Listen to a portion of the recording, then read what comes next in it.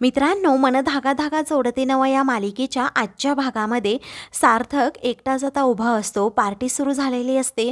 सर्व कपल्स आता आपापल्या जोडीदाराबरोबर पार्टनरबरोबर डान्स करत असतात. रेश्मा आता जरा बाजूला उभी असते. केदार आणि शलाका हे दोघेही खूप खुश असतात आणि सार्थककडे हे पाहत असतात, कारण आनंदी अजूनही आलेली नसते हे त्या दोघांच्या लक्षात आलेलं असतं. आनंदी काही झालं तरी येणारच नाही असं त्या दोघांनाही वाटत असतं. त्यानंतर आता केदार हा सार्थककडे जातो आणि मुद्दामच विचारतो, आनंदी नाही आली? सार्थक म्हणतो, थोड्या वेळात येईलच, तू नको काळजी करू केदार त्याची. तेवढ्यातच शलाका पुन्हा तेथे जाते आणि म्हणते, केदार चल ना रे, मी एकटीच डान्स करतीये. असं म्हणून ती केदारचा हात पकडून त्याला तेथून घेऊन जाते.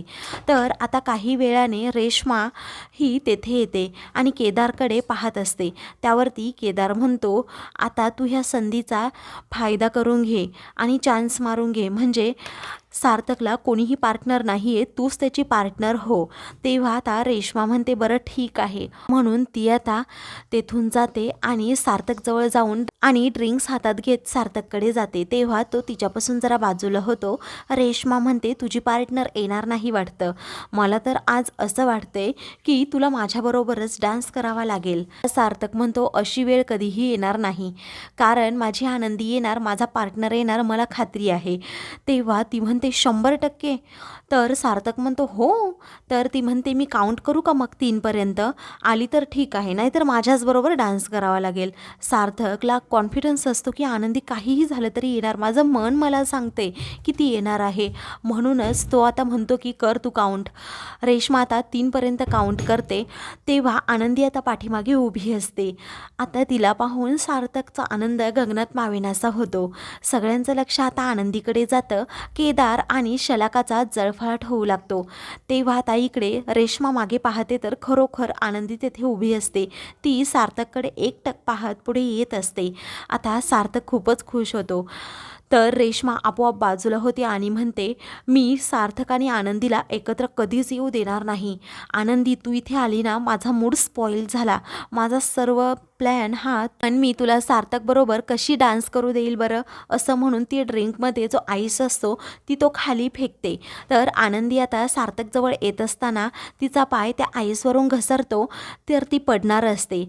तेव्हा सार्थक पटकन तिला पकडतो. दोघेही एकमेकांच्या मिठीत असतात.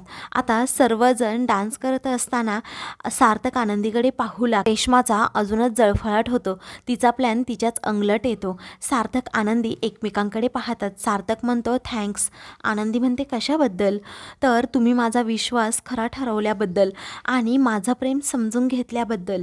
योग्य वेळी माझी पार्टनर म्हणून तुम्ही मला साथ द्यायला आलात, त्याबद्दल खरंच तुमचे खूप आभार. त्यानंतर आनंदी आता इकडे तिकडे पाहते आणि म्हणते, सर, सगळेजण आपल्याकडेच पाहत आहेत. सार्थक म्हणतो, पाहू देत की मग. अहो, त्यांना सर्वांना समजू दे, माझी साथ देण्यासाठी माझी पार्टनर आता आली आहे. नंतर आता त्यातीलच एक मुलगी म्हणू लागते की ही नक्की सार्थक सरांबरोबर आहे तरी कोण? पार्टीमध्ये येताना असं कोणी साडी नेसून येतं का? त्यावरती आता सर्वजण आनंदीवर हसू लागतात. आनंदी आता अनकम्फर्टेबल होते. रेश्माला आता हसू येतं. त्यावरती आता शलाका, केदार देखील हसतात. मग नंतर सार्थक म्हणतो की का, कोण नाही पार्टीत असं साडी नेसून येऊ शकत? मुळात ज्या कपड्यांमध्ये आपल्याला कम्फर्टेबल वाटतं ना, तीच कपडे आपण नेहमी घालावीत. आणि त्या कपड्यांमध्ये आपण जर कम्फर्टेबल नसेल तर मग आपण त्यामध्ये कॉन्फिडंट पण नसतो. कोणतंही काम करताना सुद्धा असंच असतं ना. आणि ही माझी बायको आहे, मिसेस आनंदी सार्थक राजाध्यक्ष. आता असं म्हटल्यावर रेश्माचा जळफळाट होऊ लागतो. सर्वजण अगदी गप्प बसतात. तर आनंदीला आता सार्थकचा खूप अभिमान वाटतो. त्यानंतर सार्थक म्हणतो, माझी साथ देणार ना आता डान्स करण्यासाठी? आनंदी म्हणते, पण मला नाही येत ना डान्स करता. सार्थक म्हणतो, मी शिकवतो ना तुम्हाला. माझे बाबा नेहमी कसं म्हणतात असतो, त्याचे दात दिसतात, पण जो शिकतो ना त्याचं स्किल दिसतं. त्यामुळे तुम्ही माझ्याकडून शिकणार आहात ना, मग तुम्ही पहा, मी तुम्हाला शिकवतो तरी कसा. असं म्हणून आता तो आनंदीचा हात हातात घेतो. आनंदीला खांद्यावर हात ठेवायला सांगतो आणि तिला अगदी छान प्रकारे डान्स शिकवत असतो. आनंदी देखील त्याला खूप छान प्रकारे प्रकारे अशी साथ देत असते. दोघेही नवरा बायकोसारखे अगदी रोमॅन्टिक होऊन डान्स करू लागतात. तर रेश्माचा हे पाहून अगदी जळफळाट होऊ लागतो. शलाका आणि केदार तर तोंडातच बुटो घालतात. ती आणि सार्थक एकत्र कसे डान्स करतायत. तेव्हा इकडे आता शलाका म्हणते, रेश्मा सर्व प्लॅन आता फेल होणार आहे असं वाटतंय. तेव्हा रेश्मा काहीच बोलत नसते. दुसरीकडे सुद्धा आता हॉलमध्ये येते आणि इकडे तिकडे पाहते तर कुणीच घरात नसतं. म्हणून ती आता वृंदाला विचारते, काय ग वृंदा, काय झालं? शलाका, केदार, सार्थक हे सगळेजण कुठे गेले आहेत? तेव्हा ते तिघेही रेश्माकडे पार्टीला गेले आहेत आणि त्याचबरोबर आनंदी सुद्धा गेली आहे. बघ ना, सार्थकची बायको म्हणून कशी मिरवतीये. पण अगं तुला सांगते, ती तर फक्त नाटक करतीये तुला आणि सार्थकला एकत्र आणण्यासाठी. पण तसं कुठं काय करतीये, ती फक्त तिची मज्जा मारून घेतीये. मला ना तर अगं तिची खूप भीती वाटते. मी सुद्धा विचारते, आता तुला कसली भीती वाटते आनंदीची? तर आता वृंदा म्हणू लागते, पोलीस कंप्लेंट करण्याची. अगं त्या दिवशी जेव्हा तिच्या विरोधात मी कटकारस्थान केलं होतं त्या दिवशी मला आदर्श म्हणाला होता, 181 कलम जर आई तुझ्यावर लावलं ना मग काही खरं नाही, ती तुला जेलमध्ये सुद्धा टाकू शकते. मग बघ काय करायचं ते. सुधा म्हणते, खरंच आनंदी असं करेल का? त्यावरती वृंदा म्हणते, कविताने नव्हतं असं केलं का गं? किती वेळा माझ्या विरोधात पोलीस कंप्लेंट केली होती. मला सारखं पोलिसात फेऱ्या मारायला लागायच्या. मला आता हे कोर्ट कचेरी पोलीस नकोच आहे. सुधा बघ सावध राहा. सुधा आता जरा घाबरतेच. वृंदा आता म्हणते, बघ सुधा, आपल्याला खूप जपून राहायला हवं. आनंदीला लवकरात लवकर घराबाहेर काढायला हवं. तर दुसरीकडे आता आनंदी आणि सार्थक खूप छान असा रोमॅन्टिक डान्स करत असतात. ते पाहून रेश्माचा आता जळफळाट होऊ लागतो. आनंदी आणि सार्थक एकमेकांमध्ये अगदी रंगून गेलेले असतात, डान्स करत असतात. ते पाहून रेश्माचा राग आता अनावर होत असतो. तेव्हा तेथे आता शलाका जाते आणि म्हणते, अगं हा प्लॅन तर तुझ्या संगलटाला काहीतरी कर, हा डान्स थांबव अगोदर. तेव्हा आता रेश्मा म्हणते, गाईज चला आपण वेगळं काहीतरी आता गेम खेळूयात. तेव्हा ठीक आहे असं सर्वजण म्हणतात. इकडे मनोजला आता सर्वजण जेवायला बोलवत असतात, मात्र तो बाहेर पारावर दारू पीत बसलेला असतो. अण्णा तेथे जातात. तो लगेच दारूची बॉटल लपवतो. अण्णा ते बरोबर पाहतात आणि म्हणतात, एवढी सुंदर बायको आणि मुलगी आहे, त्यांच्याकडे लक्ष दे.